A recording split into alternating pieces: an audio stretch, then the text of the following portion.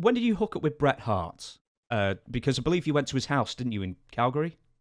Yeah, that was before I actually went in and started, working with W. After we went down, we put something together. Then I went down to Bret and started working with him for a match that I was going to have. And so when I went down there, I stayed, I couldn't remember, a month, 6 weeks, something like that. And got to work out, got to be at Stu's birthday party, Stu Hart's.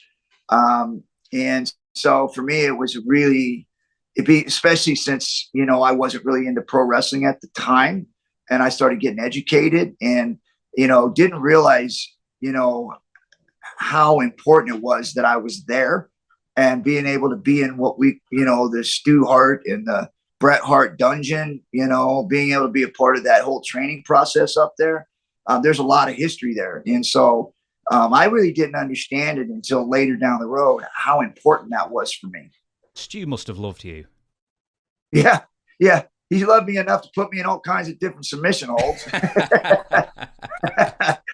Yeah. Do you do a Stu impression? No, I don't. I'm not good at impressions. Yeah. I just know that Stu was a straight up guy. Really loved him. He was a wrestler's wrestler, old school, and tell you like it is. You never had to worry about what he was thinking because he's just going to tell you. With studying up with Bret, because did you have to tell him beforehand? Hey, I was actually pro wrestler for quite a few years, and then or were you like your mind was open to learning completely from the beginning because you knew you were going essentially into the big time WWF? I forgot that I wrestled.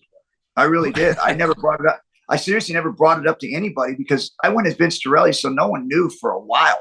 And so I never even thought about it. I mean, think about the career I had in MMA. I mean, that's all that was on my mind. So when I went into pro wrestling with WWF, it was like, oh, okay, we're going to try this.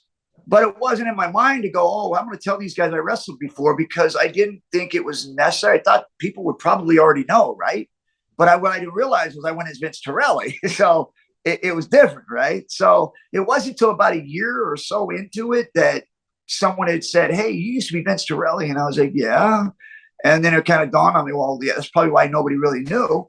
But it really, to me, it was more about, I was in a moment. And so I was looking more towards how could I be better and how could I catch up to everybody because these guys were pros and I was green and I was going into this at the highest level and I had to be better. And so that's all I was thinking. What specifically did Bret teach you? Anything that sticks out in your mind or any advice that he gave you to sort of survive what was probably a bit of a snake pit of a locker room at that time as well? Well, what he told me, it sunk in, and it's really how I went about my business, was he said, don't be a pro wrestler. And I was like, okay, what do you mean? He goes, you got to be you. He says, whatever you do in that fight cage, you got to do in pro wrestling, but do it like you were sparring, not trying to hurt anybody.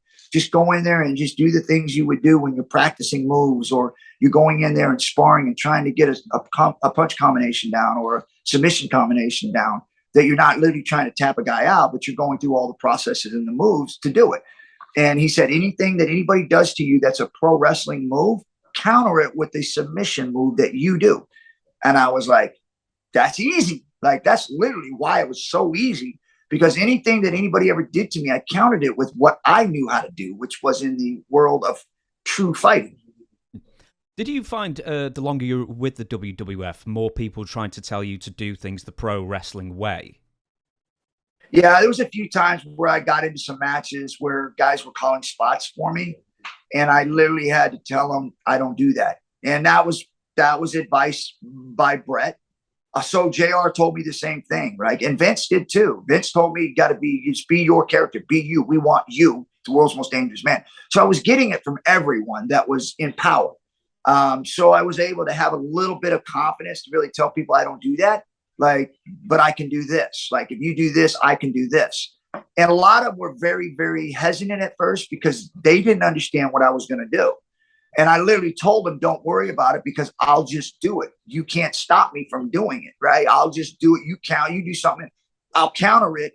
And you just do what you feel you want to do at that point in time, and I'll get there. And that's really what it was, is I just forced moves. I got into moves. I didn't hurt anybody because I was able to do it like I was in training, where guys were trying to stop me from doing it. but I was able to still do it without hurting them. That's what I did in the pro wrestling ring. Is I just literally went into moves and different things where they didn't understand it, but they didn't have to, because I could get there whether they wanted me to or not.